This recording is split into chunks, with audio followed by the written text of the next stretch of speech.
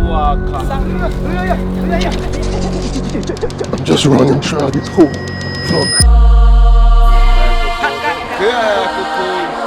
The Hadza are the last hunter-gatherers on Earth. They survive by hunting wild animals like baboons and antelopes with bows, arrows, and packs of hunting dogs. Just got this now. You just saw it and shot it on tree. They are so precise with their shooting. They live life in its rawest form by getting wild honey directly from the trees, and they even sometimes eat animal waste. This is very, very sweet.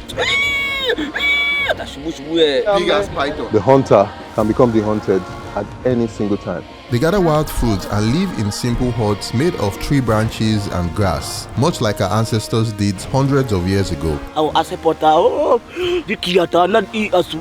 Driven by my deep curiosity about the human condition, I have come to this corner of Africa to learn and understand why these people choose to live this way. Does he ever think of like living here and going to live in the city? For the next 3 days, I'll be living with the Hadza tribe and facing the challenges that come with their unique way of life. Guys, I just injured my head, man. In hopes of getting a glimpse into humanity's ancient past.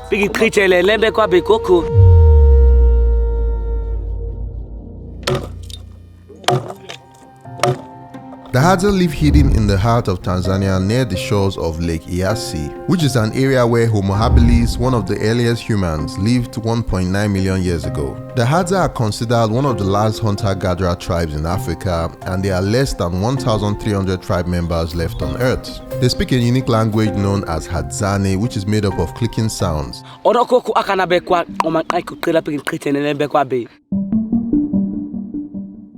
After driving for over 6 hours through the rough terrain of the forest, we had to ditch the truck and continue our journey on foot, as the terrain had become unmotorable. This is where we parked under this tree here, because can't go further.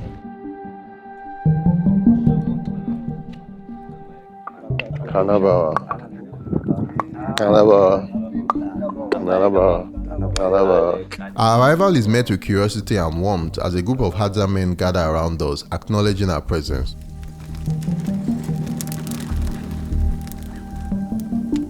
The first thing that strikes me is the simplicity of their surroundings. Because of their nomadic lifestyle, the Hadza live in temporary shelters made of branches and grass, seamlessly blending into the environment until they have to move again. They live in groups of 20 to 30 people, but during long journeys or droughts, they may gather in large communities of 100 to 150 people. This is how they stay in the morning to warm themselves up. They're all seated around the campfire now. And they have all their dogs here. All the dogs around are also warming themselves up. This is what they do before they head out to go and hunt.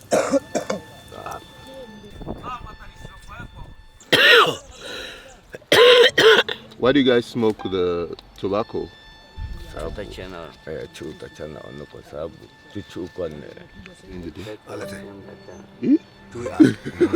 me see, what's this? He gave me a blunt to smoke, but I don't know what is there and I don't smoke. So.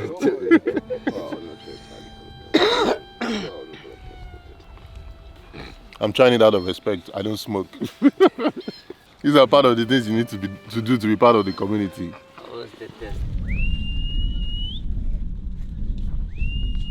Why are they doing that? You know, this time now is ready to start to go hunting. Yeah. They have a whistle sound that they usually use to call all the dogs, and they all come together. Today is going to be an exciting day, man. It's going to be a crazy adventure.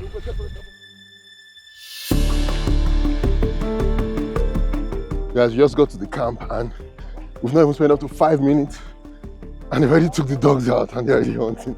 The beauty of it all is that the diet of the Hadzabe is incredibly diverse and can range from an antelope to a baboon, a bush baby, or an empty stomach.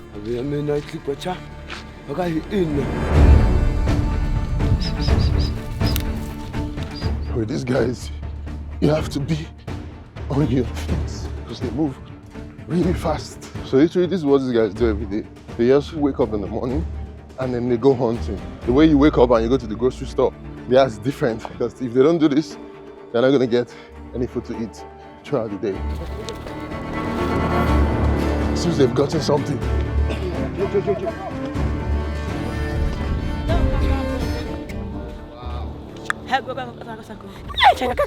Just got this now. You just saw it and shot it on tree. They are so precise with their shooting. Wow. It's sad to see, but this is their way of life.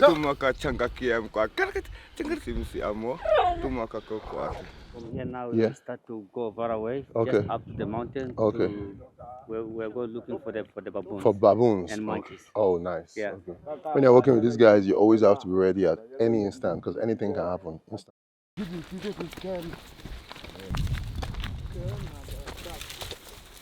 The road gets blocked a lot, so they literally have to cut it open. If not, all the thorns will just rip into our skin. These are the sharp thorns that can easily injure you. But I'm just running throughout this whole vlog.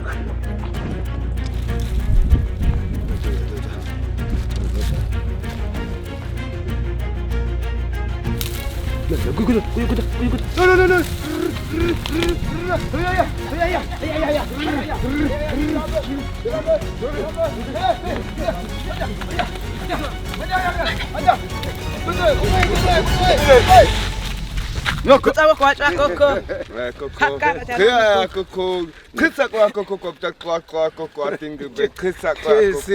Guys, you see that? They just caught this just now as it was running. This is a squirrel. Wow.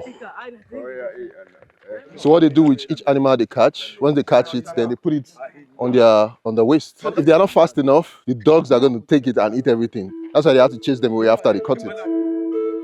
The dogs, with their acute senses and agility, play a vital role in this process. They help locate game hidden in the dense underbush and often chase it towards the hunters, who then finish it up with their bows and arrows or blunt force.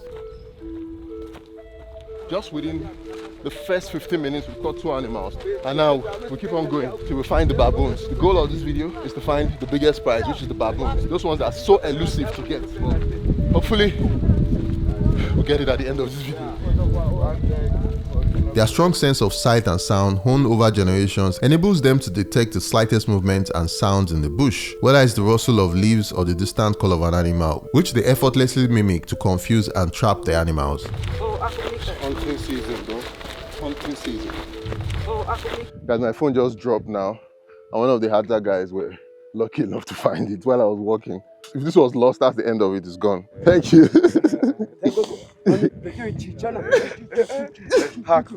Isha. Okay. Okay. Let's go. After hunting for a bit, I noticed that the guys were tired and we finally took some time to relax. Something I believe I had needed to do 10 minutes in because I was so tired.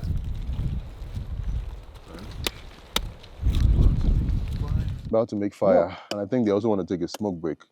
So one of the things I realized about these guys is they actually smoke a lot. This is where they showed me a skill that seemed almost magical, making fire using just a wood and a piece of knife.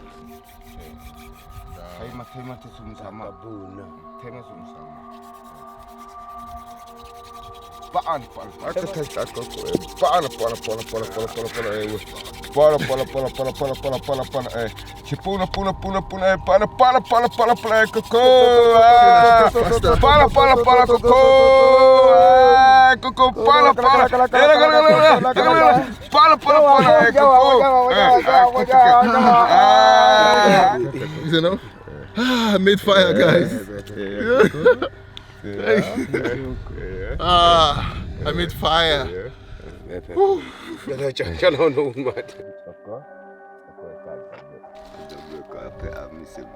They know and are able to do all this because the Hadza people have roamed this land for thousands of years, and their history is woven into the very fabric of the African savannah. Scientists believe they might be descendants of the first humans, making their way of life one of the oldest continuous human cultures on Earth, and I felt lucky to be experiencing this. Genetic studies suggest that their lineage diverged from other human populations tens of thousands of years ago. This long separation has allowed the Hadza to maintain a unique genetic heritage that is closely related to some of the earliest humans. How do you put the arrow? You put it in.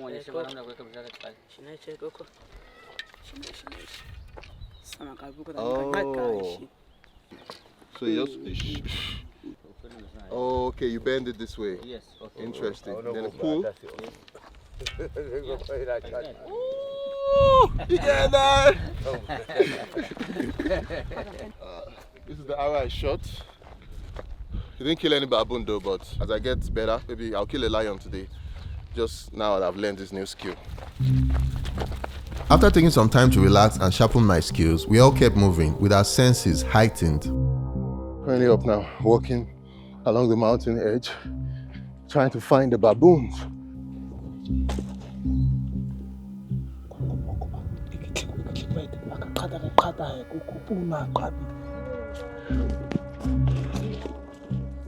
One of the most amazing parts about these guys is that they can look at the ground and know if an animal passed. They are really good at tracking, and also with the help of the dogs, it helps them figure out where those animals passed, because dogs have really good sense of smell.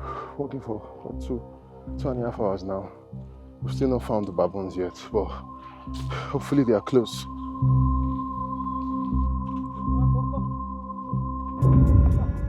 Wow, this is a big python. This is what you come across when you go into the jungle.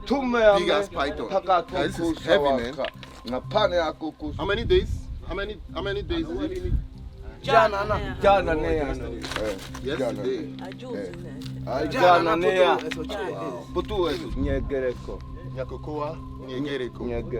this was killed by a honey badger. And he raped it all the way from this end. Oh my God. This is big. Probably a 9 foot. This python is probably going to be taller than I am. This is the life in the jungle. The hunter can become the hunted at any single time.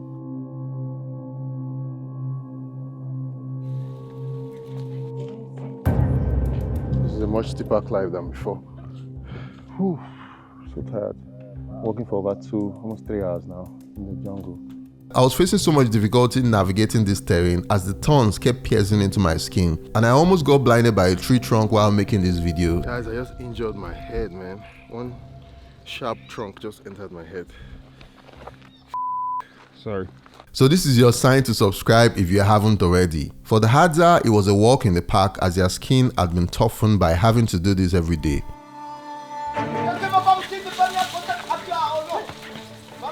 While tracking the baboons, it felt like other bush animals kept coming our way. We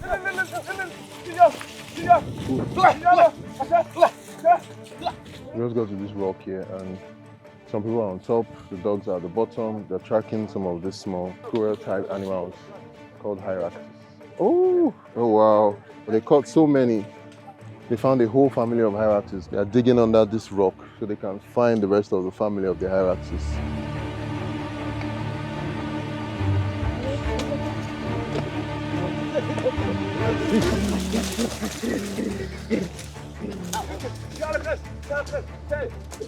Finally came out.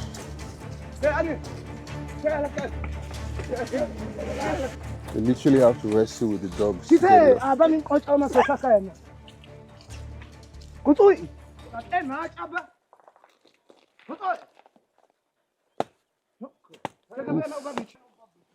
Damn, that's brutal. The Hadza have a very insane way of killing bush animals they catch. After capturing an animal, they quickly kill it by hitting it against hard surfaces or biting it hard behind the neck. This method ensures the animal is killed quickly, allowing them to save the meat and keep hunting without wasting time. This one is still alive, man. You can see it moving here.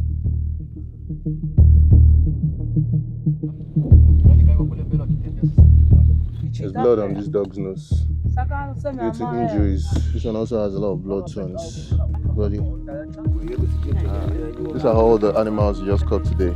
They're just tying them up so that it's easier to carry them around. So guys, we lost them because they went further ahead. But our guide, there's the way they whistle. They whistle to communicate. When he whistles, then they whistle back. That's what he's doing now.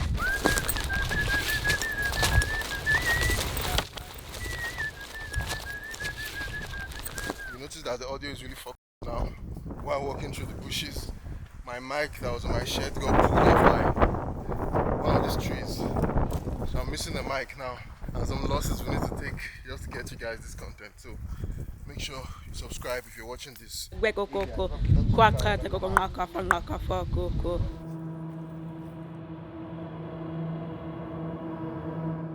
after hiking for over 7 hours, finally made it back to the camp. As the hunting party returns, the elder performs a special call to announce their arrival. This call echoes through the camp and members of the village begin to emerge from their various shelters and gathering places.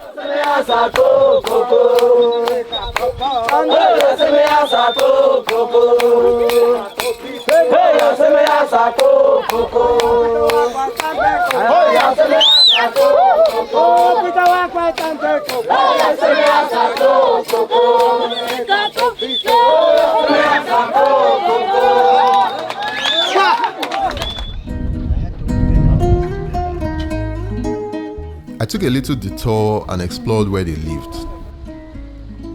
This is the shopping center. They have a shopping center here, and many of these women, they engage in arts and crafts so that they can provide some money which they can now use to buy tools, like those iron heads of those arrows now. You know, they don't make them here. Tourists buy these goods and then they collect money in exchange for it. So guys, this is what the inside of their hut looks like. It's made with palm fronds, and these are some trees and shrubberies they got there, and they have all these sticks. These are the supports. And then this is the skin of a zebra. This is where they sleep every single day. Whether rain comes, sun shines, this is where they are. And it's practically cool. And they have this stuff hanging here. This is probably their wardrobe. But yeah, this is what the inside of a Hadza house looks like. Hadza tour by Tire, No more real estate. This is the real estate I'm doing now. Guys, today is day 2 of our exploration with the Hadza tribe, and we finally just got to their camp now.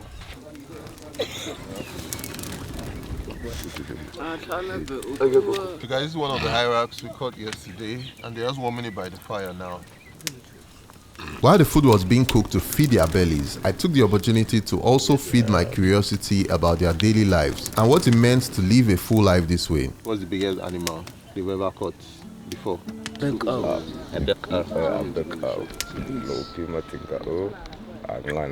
What animal do you guys fear the most? If you try if you beat a hen, got a cocoa cut at the neck at them. Got a ikabe in a samina.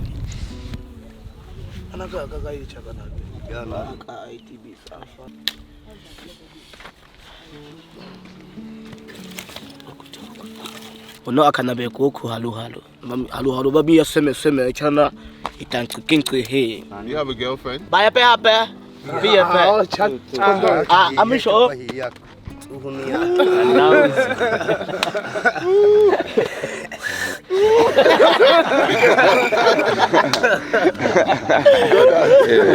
This guy is a bad guy. Where did you get this from? Nana ba toni bi kota habe kanata shot itako teke gwekuma hamana kwa pamisako teke gwekuna teke atingi be naweza uga inaweza ita asepofa akatalapta kabitina au asepota dikiata nan asua ukua tete. So they don't have a concept of like thinking far ahead, of thinking about tomorrow, or thinking about, they just want to just wake up, look for what to hunt, and just have sex. They are always living in the moment. You know how old you are? How old are you? Okua ono bawa. Baka atamonka nkaya kwisa tego.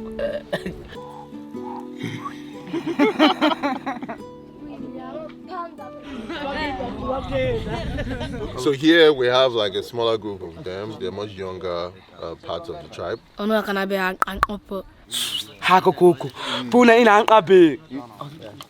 Like to eat it? What? To taste it? Me? Yeah. When it's ready. Chigogo. You guys just got a bit of rock hyrax for me. I want to taste it for the first time to see what it tastes like.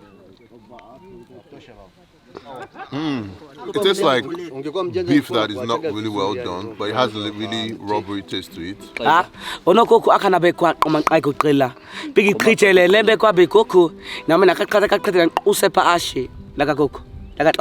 My name? Tayo. Tayo. Tayo. Tayo.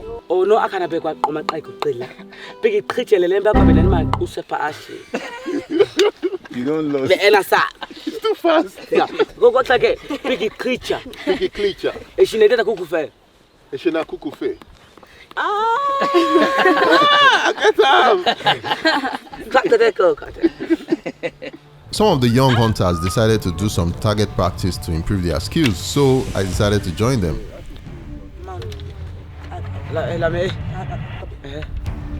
Allow me to. Okay. Oh, okay. I should move it higher. Go back up, Pana. Como?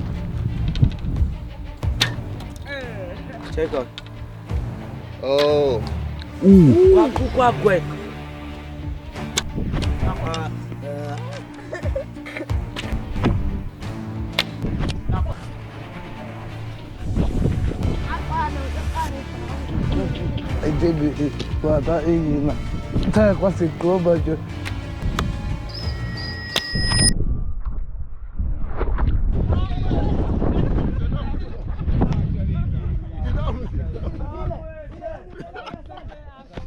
I better go. They almost hit the camera. Abel.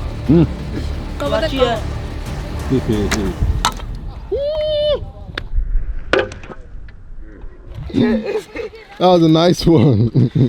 My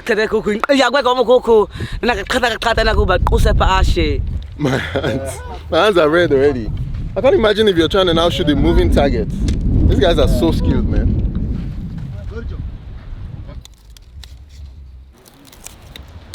So this is how they make their arrows. They have this special stick they get from the woods, and as you can see, it's filing it. So they file it to the point where the arrowhead is really sharp, and then they can use that to hunt animals. And then if they need to, they can also put like a sharp iron point on top.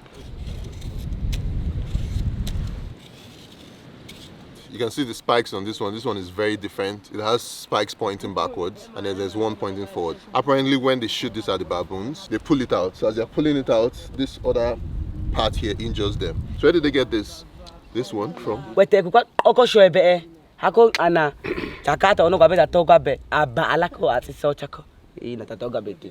guys, at the base of these arrows, there are feathers there, and these feathers, they're kind of like to help guide the arrows. They can fly to the air easily and hit the target. So they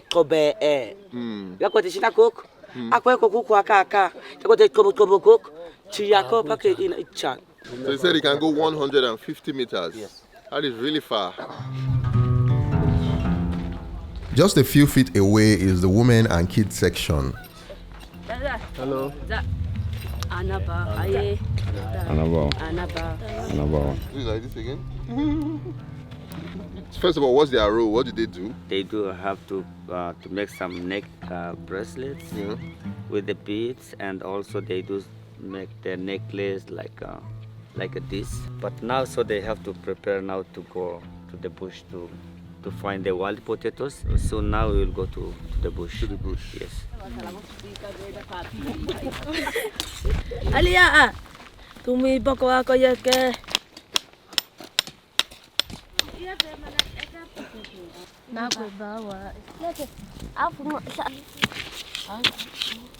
Bawa. Ya kukatana. So this is the wild potato. Yes. I'm about to try Not it sweet, out. but later you can feel your mouth can be better. Bitter. Yeah. Not my favorite though. Very bitter. Just harvested from the ground, fresh from nature God. Fresh from nature God. You want to taste? No, thank you, sir. Are you sure? Taste now. Thank you, sir. Don't worry.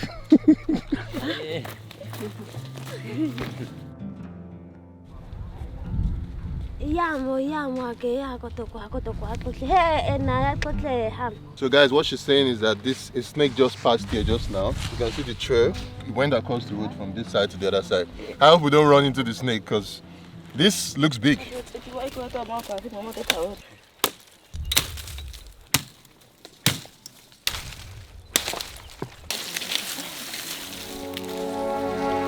just come across a track. You said there's a mouse inside here and they're trying to catch it. They're so good at tracking, they know where anything is. very strenuous task. Show like Apa lai lado? Sit. kaingia huko. Kama kisipi. I feel like we're gonna jump out of here.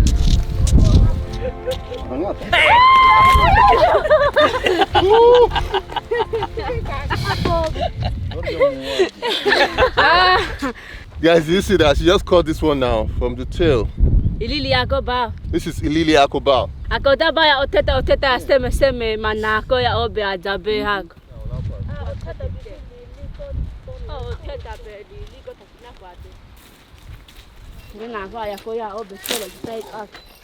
This whole area here is a land area designated to build a new house, and they're going to use these sticks to build it.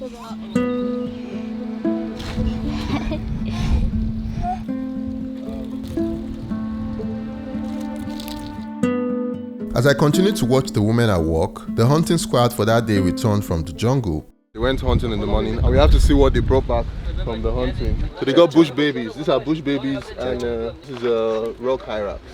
This is Sakuro. Sakuroma and A. Sakuroma and A. This is Sakuroma and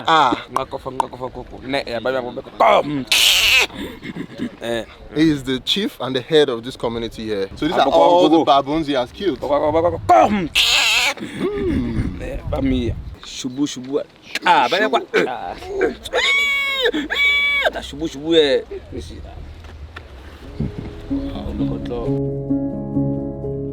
So how long does it take for the poison to kill the baboon? Kangu. Hakuna kwelepe hamanda kwanza na mise na chua ndo na chokwa. Do they get buried when they die? Ilana kweko hamana kweso misi yako tunaetsa. Hakata kutoa dada mana kwa hamana. Uzame kisebi chikota. Tutu ako ubi. Can have to kwa matete. What's the biggest animal he has ever caught? Komati zengau kanabilo obi. How long does it take you to find a baboon? Kwete chipana tana ne bahati hapa. Paka dakana na. Same kwa kamia minya tui. Hamana atibi fatane be ukuwa. Paka na tena atibi do be na tatene.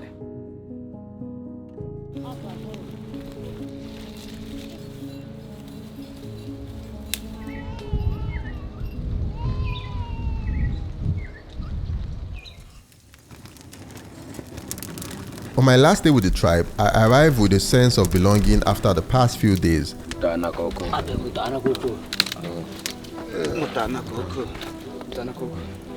just warming themselves up by the fire before we head out into the bush to go and hunt for animals. Hopefully today we're going to be able to catch something bigger than what we caught last time.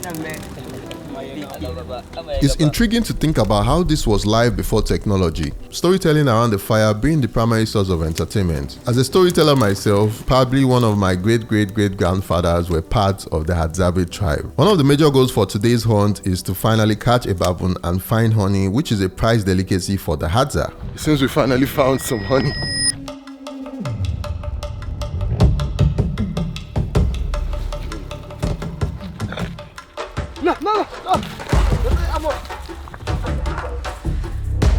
Just found a small shrew, and the shrew just ran into his hole.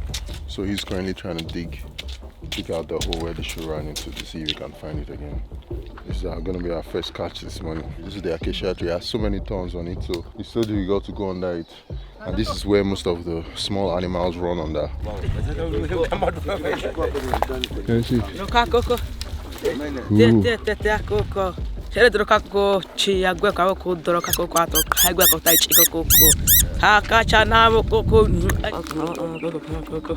We continue our search for honey, but the challenge though is that finding the bees is actually a very difficult task, especially in the dry season like this. So this is one of the trees where you can find honey, but currently this one is empty, as you can see. During the rainy season, there's a lot more animals, there's a lot more bees.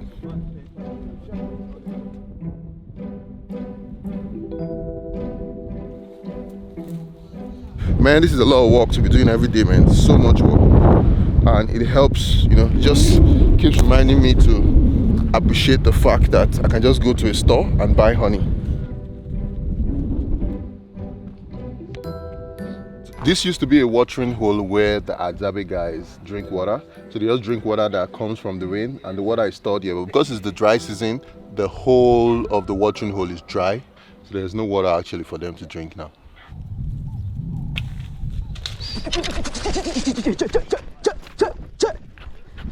Ooh.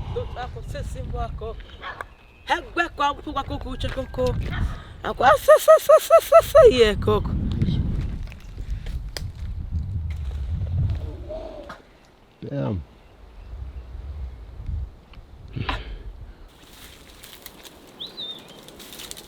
So this one they call them Comifora Africana. So those Hadzabe, they're using the oil against the mosquitoes. You can see here, like this. Yeah. Oh. Have a look.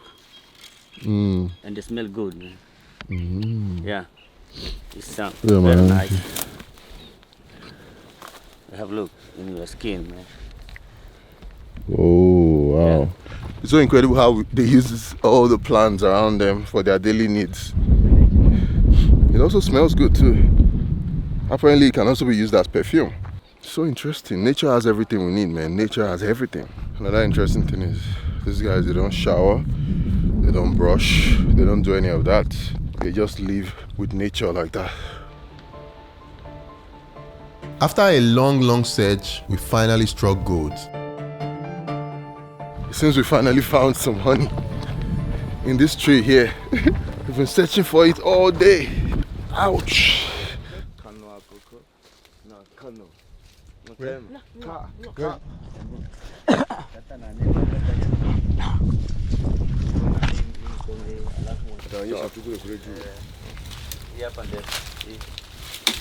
There's a very tiny hole. It's so difficult to find it.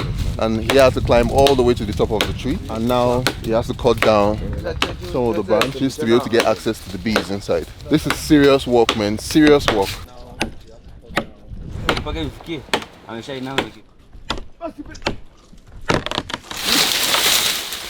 Damn. Where is it? Oh, yeah. That's the entry for the bees.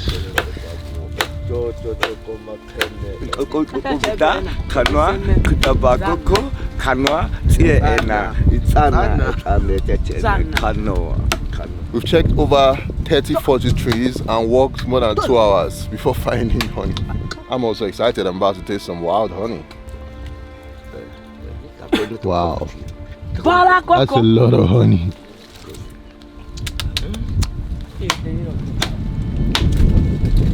Mmm.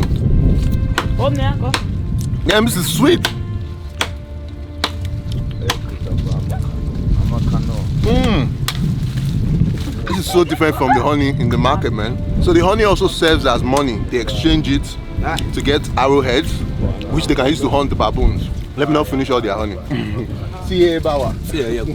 This is very sweet. Very sweet. Than when you go to the supermarket to buy the Very honey. sweet. Directly from the nature. From nature. Yes.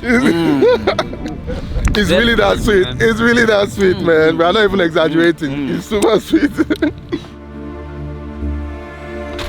Yama nati koko amakobe mise nana kobaka ngabako koko seme akoko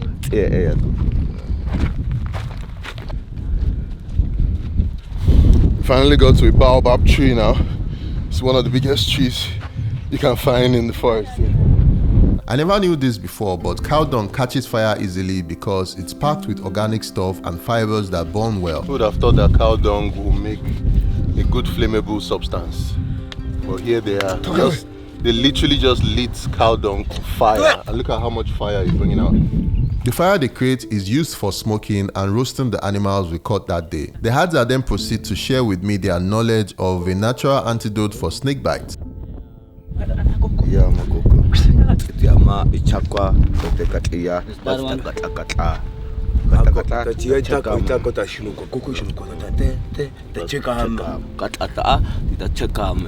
wonder what plant this is, but you see how everything around nature gives us something that we can use to take care of ourselves and protect ourselves from whatever wild animals are out there. Is it any type of snake? All the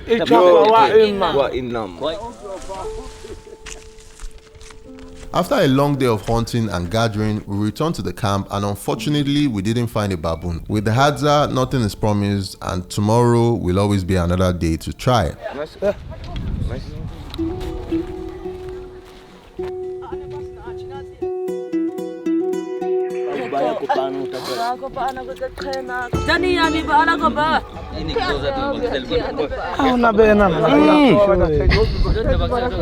a real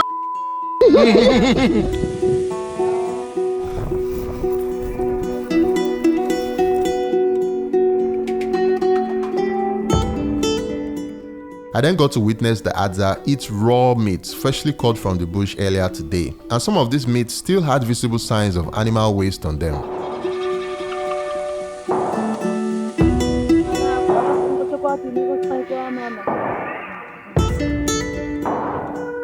The women then take the remaining meat and cook it over an open fire, preparing it for their communal meals. This meat is cooked with just boiling water and some herbs found in the forest.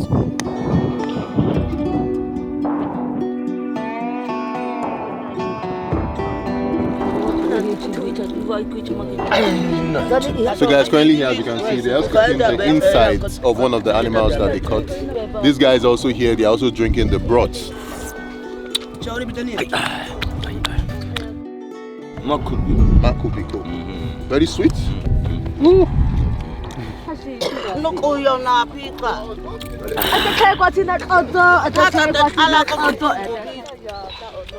Yeah, just want to. So guys, this is one of the meat. This is the inside of the animal. It's very sandy though. But it's not bad. Just tastes like raw meat that has no seasoning. The aroma of the meat fills the air and everyone is happy, marking the end of another successful day in the life of the Hadza tribe.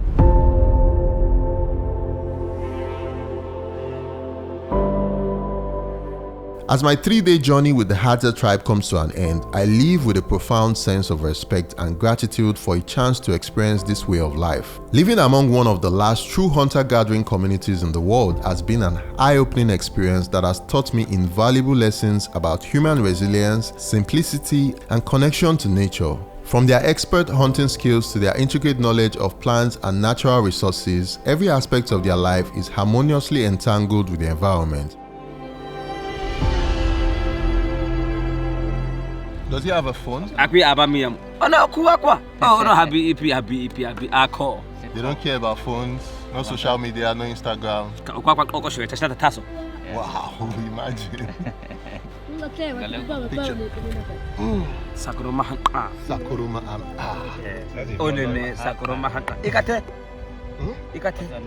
Tayo.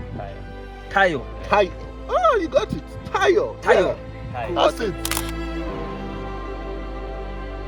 One of the most significant takeaways from my time with the Hadza is their profound sense of community. Every meal, every hunt, and every task is shared amongst the tribe, reflecting a structure that values each member equally.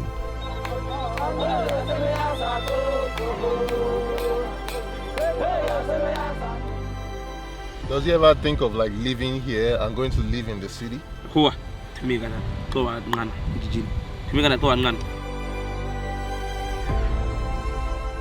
In conclusion, my time with the Hadza tribe has been transformative, broadened my understanding of human culture and instilled a deeper appreciation for simplicity and sustainability. As I leave their camp, I carry with me not just memories, but valuable lessons that will continue to influence my perspective on life. Hope you guys enjoyed this video. Remember to subscribe to the channel and I'll see you guys on the next one. Peace.